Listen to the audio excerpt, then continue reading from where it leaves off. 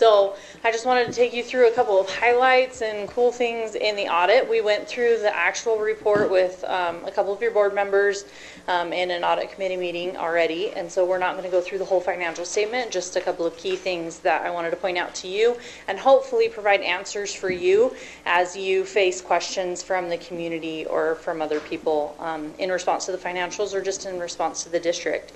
And I love going after your maintenance guy who goes over all the projects that you do, because I see all those too when we're doing the audit, and so it's really fun to come after him and then to come after her, because it's just cool, because I'm like, yep, I know all about that. Yeah, I've seen that. So anyway, we'll go ahead and start. Yes, okay, perfect. I brought my phone as backup just in case.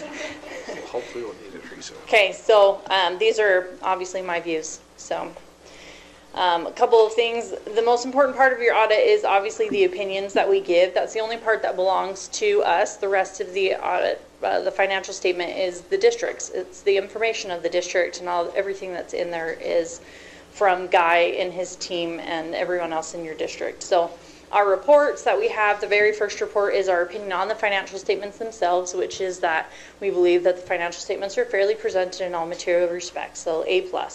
The second report that we have is on internal controls, and if there were any issues as we went through the internal controls and as we walked through the processes of the district that we felt were just glaringly, there were holes or there were problems in those, then we would include that in the second report, and there was nothing to include, so that's another A+. And then the third report we have is on your federal programs. We picked 4 programs to audit this year. And that covered, I think it's in my slides, but I think it was 74% of your total federal funding. So we reviewed that on a test basis, and there were no issues in any of those, and so that's another A+. So nothing we needed to tell you. So A+ all the way around for the district, which is great. A couple of things to point out. So I did a 4-year comparison because obviously COVID is still playing a role in everything that we do, and so I kind of wanted to go back to the very beginning of COVID so you can see where funding was and then where it is. And you can see a huge jump in our operating grants and contributions, that second line item, from 2020 to 2021. We go from 19,000, which is mostly made up of federal funding. Million. Yes, those are million. So 19 million jumped up to 31 million. You got about 11 million of additional federal funding related to COVID in those 2 years, and we've just kind of maintained that. The district has done a really good job of stretching those COVID dollars throughout the years, and in preparation and response to everything that's happened and everything that the district has had to pivot for. And so those operating grants and contributions, the charges for services, and the capital grants and contributions are direct reimbursements for direct expenditures. So there's kind of a 1-to-1 ratio. Those revenues specifically covered expenditures related to whatever the program was that went along with them. The rest of the amounts that is in that top revenue section are general revenues. So property taxes, your state aid, which is your formula-based money that comes in, and then some indirect federal aid, and then some other donations and grants. And you can see a big jump from 22 to 23 on those other. There was some huge land sales. You were able to sell land at quite an increase from what you had originally bought it, and so those sales are in there. And you also received some donations for the stadium that came in pretty high too. So that's where that jump is coming from, is those land sales and then that donation. And you can see the state funding has had an increase for the last 2 years. There is an anticipation that that's going to go down, I'm sure, going back to normal levels, and also with the change in your funding formula. So you'll see some more fluctuation there. I really wanted to point out on this 4-year trend, just because you see those inflated numbers, and if I just had 23 or I just had 23 and 22, you'd kind of miss that impact. But we will be dropping back to those pre-COVID numbers on like the federal grants, and so dropping back to 19 million or dropping back to, you know, whatever it was before. And one thing that I appreciate that this district does more than most of the districts that I work with is they are forward thinking. Your business managers and your your whole finance crew are not thinking about next year. They're thinking about 5 years down the road. They're looking at impacts and things that are coming down the road from legislation changes, from funding changes, from all these different factors, and they really are planning for those things. And so when I say that they stretched out those COVID dollars, that's a pretty big thing. And that's one thing that I really wanted to point out is taking those COVID dollars and making them last as long as they have, and also using them to buffer up and shore up your general fund reserves so that you can face future impacts. Those are big things, and those are great things that the district is doing. You can see that the program expenditures, the costs of actually serving your children in various capacities, whether it be through your groundskeeping or through your classrooms, those costs are going up, and they just keep going up, both because your salaries and wages just keep going up, and also because the cost of materials, the cost of gas, the cost of electricity, all of those costs just, they aren't going back down anytime soon. And so so making sure that the district has what they need to cover those things for now and in the future is pretty significant. So a couple of highlights. We've got the construction bond from a couple years ago, finally finished out this year. That was $2.1 million in the current year. Capital improvements and maintenance, which is all the stuff that he was just talking about, $3.3 million spent in last year. You conserved your general fund balance by using those COVID funds and obviously wise spending and other choices, but that increase in fund balance this year was $6.9 million, which will allow you to face quite a few things, and I have some slides on that too. I've already mentioned the land sale and the stadium donation. And then some other things, your students that you're educating is up about 250 students from last year, from fiscal 22 to fiscal 23. You implemented the GASB 96 standard, and this is the only client that I have that took that one by the horns, just like with GASB 96, that lease standard.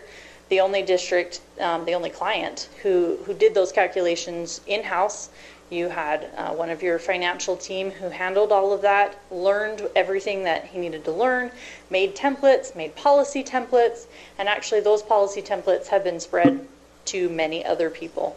That's your district's influence spreading out and helping all kinds of local governments to handle that standard as well. So your district is a huge influence and a huge resource to a lot of other organizations, and I thought that was important to point out as well.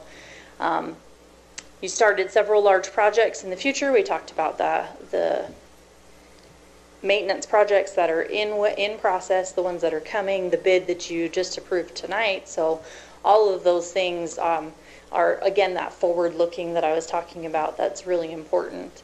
And then you decreased your property tax levy. I forgot to point that out on the previous slide, but there was a pretty significant drop in property taxes between 22 and 23, and that's because of those bond costs as you've been paying down, as you've been refunding, anything, you know, those little things that you've been doing the last couple of years are now reflected in that levy that's coming to you. And then those ESSER funds that we talked about already. So this is looking at we're going to focus in now on just your general fund, because before we were talking about kind of district wide, that was the information. Now your general fund is really the resources that you have to handle most of the stuff that goes on at the district. And so just focusing in on that, I have a 23 to 22 comparison. You can see cash went from 13 million to 17 million. Part of that is that increase in the fund balance that we were talking about, shoring up your fund balance for future projects. But I wanted to kind of give a couple of statistics on this. So if you have 17 million in cash, which sounds like a really big number to like the average person, that's your average expenditures per day. Now this is on 365 days, which obviously school isn't open all the time, but you still have to pay electricity, you still have to pay, you know, a lot of those costs. General fund only. Average expenditures is $254,000 per day. So you have enough in your $17 million cash and investments to handle about 67 days of operations. So about 2 and a little over months. And that, so, I mean, 17 million just sounds like a huge number, but when you take into account what the district needs to accomplish with that money, it really is not as big as it seems.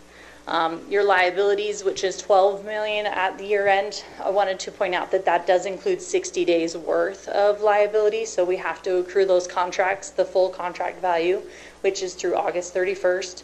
So we've got July and August in those numbers.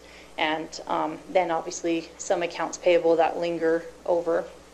And then to identify a little more clearly, the fund balance, which is basically available resources, right? But those resources in the general fund are what we call assigned, and those are assigned for open projects that existed as of June 30th. They're open for budgeted anticipated costs for, fiscal 24, and then future planning, so projects that are coming down the pipe. And one thing that we talked about in the meeting with the audit committee when we were going over the full financials is there's a bunch of projects that you're going to leverage general fund resources to cover because it allows you to reduce costs overall through not having to meet Davis-Bacon wages. So once again, it just points out the planning and the forethought that the district has, that you're really using the resources to go as far as possible and to accomplish as much as possible. So I just wanted to point that out as well. All right, so we got some pretty pictures. And this is a breakdown, and this is again just your general fund, but this is a breakdown by function of what your expenditures went toward. So we've got instruction coming in at 64% of total expenditures, or 59 million. Business operations just under 2. So you can kind of see how those line up. And then the biggest difference is, I just did a comparison with last year. Instruction increased about 0.5%, which is up about 4 million. Operational costs continued to be paid out of your COVID funds. And so that decreased by 1.6%, which is 946,000, but recognize that as soon as those COVID costs come to an end, which is anticipated in January, the general fund's going to be covering that full bill again. So you're going to see a jump when we get to the fiscal 24 audit in those costs. Support services decreased by 0.1%, but it actually increased in amount by 2.5 million. And then debt service is new in the current year, and this is related to the leases and the SBITA, the subscription-based information technology arrangements, those new GASB pronouncements that came out that required modification of how things were being presented. So instead of a lease just being, paid on that monthly basis, they now have to pull that up as if it was kind of like debt. And so we have to recognize principal, we have to recognize interest.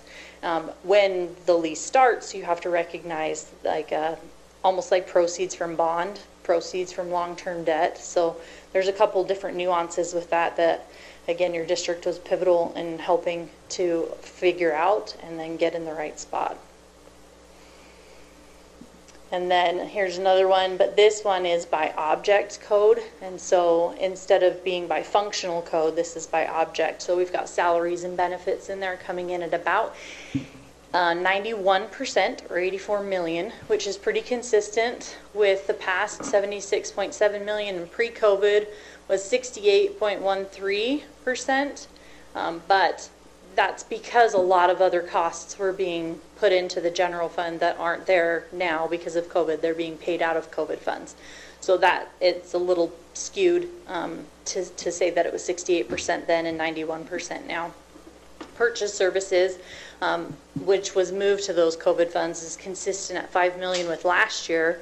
Pre-COVID, though, that was 10 million. And so we've got about 5 million or more in costs that are going to come back to your general fund in fiscal 24. Which leaves, if you look at that salaries and benefits at 91%, just under 9% of the district's entire budget in the general fund covers your insurance, your utilities, professional development, paid experts, supplies in the classroom, technology and innovation. I mean, 9% of your budget is covering so much, and I just find it astounding how districts in general are able to stretch those dollars to handle all of that and keep teachers paid and just do everything that they do. All right, so jumping over now to your federal spending, we told you we did 4 audits, and these are related to your education stabilization funds, which is those ESSER funds, ESSER 1, 2, and 3. You're mostly done with 1 and 2, so it was mostly 3. Title I was this year, the IDEA cluster, which had some COVID-injected funds in it, and then your CSLFRF, which is those governor's money that came in and allowed you to pay one-time payments out to staff and teachers. And so we looked at each of those and we did testing on them on a test basis, and really dove into how the district had handled those funds, and just to make sure that everything was on the up and up. I mean, ESSER doesn't have a lot of requirements for the ESSER 3. It does allow for a lot of latitude in how those funding were used, but there still are requirements. And so making sure that the district is cognitive of what those requirements are and not just kind of throwing anything in the pot is pretty important, especially at the end, you know, when people are just like, well, how about we just sneak that one in? Your district doesn't do that. Your district had already planned for, earmarked, and allocated all of those funds and had plans in place for all of them, which is awesome. So total federal spending was $16.9 million, and we tested programs worth about 12.88 of that, or 76% of that total. Okay, so this is looking into fiscal 24 and beyond. Obviously, I'm not a mind reader. I'm not a psychic, so I don't know anything, but these are just best guesses. So with the ending of the COVID extras, obviously you've got a lot of costs that are going to move back into your general fund. You're going to have some rebounding on the state and federal levels, which is going to probably slow down their capability to pay.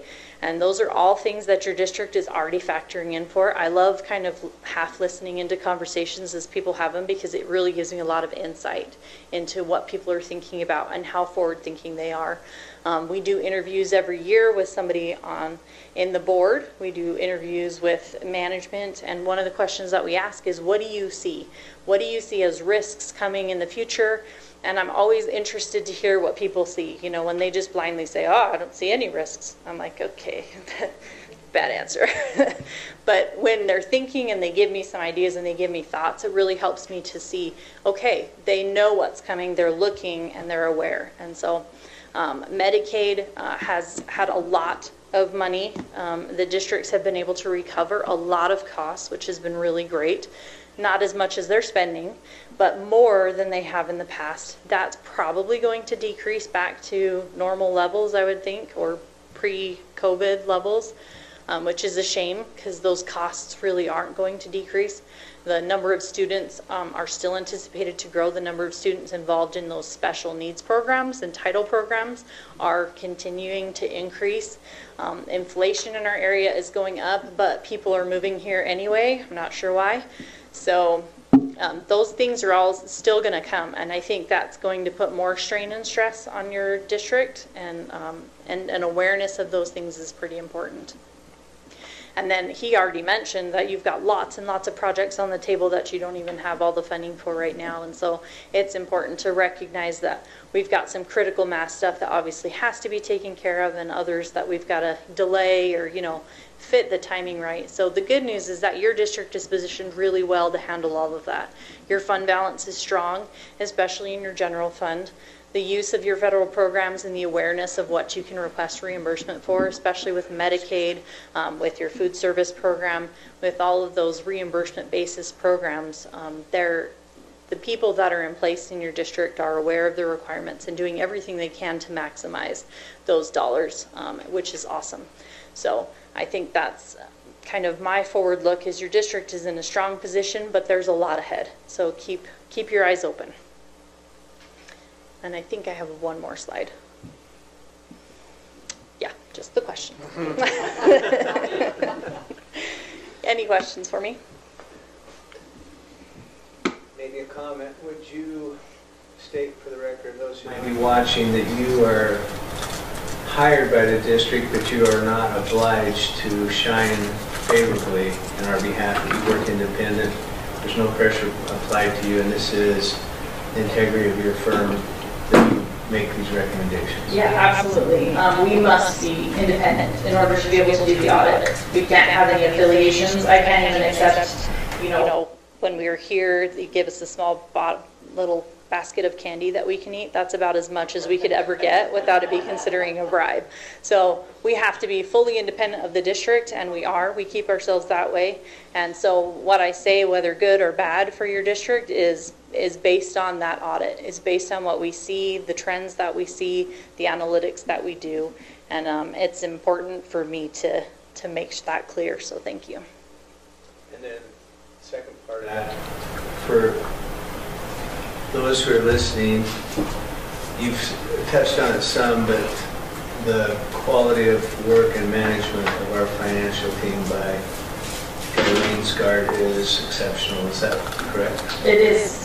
Your district provides the resources and the know-how to a lot of other districts. Guy gets calls from many other district leaders asking him how to, what to, when to, and so yeah, you definitely have a very strong leadership team in your finance group. Thank you. And it's a pleasure for us to work with them. So thank you for hiring us. We really appreciate the work you've done. I watched you as your team was working, and thank you for everything you do. Thank you. And I have to tell you, we're really proud of our financial people. He's worth every penny. Thank you so much.